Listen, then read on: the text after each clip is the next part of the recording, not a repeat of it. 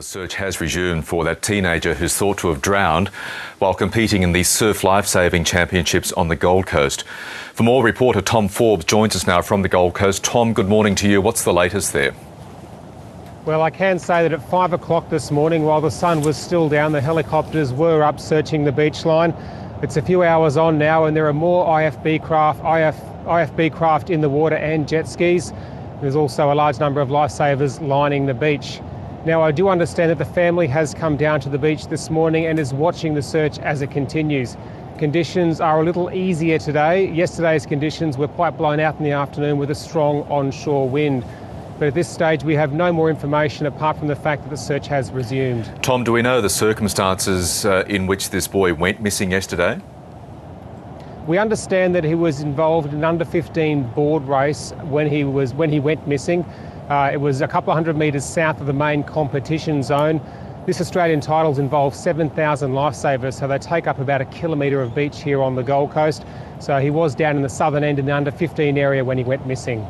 And of course, this particular stretch of beach has been the source of controversy in the past regarding Ironman competition. That's right. This is actually the third fatality at the Australian Surf Lifesaving titles in the last 20 years. A surfboat rower went missing in the 90s.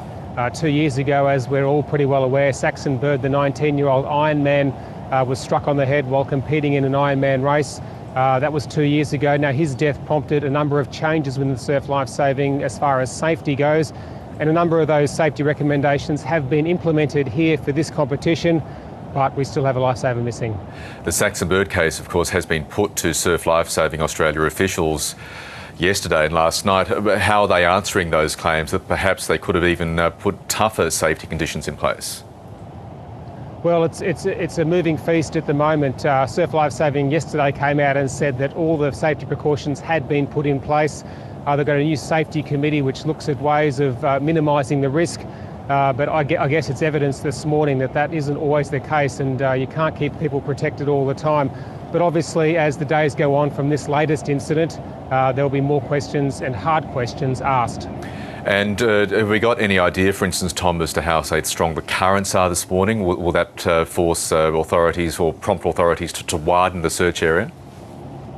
That's always the problem here on the Gold Coast because it's such an exposed easterly beach. Generally, the sweep heads to the north.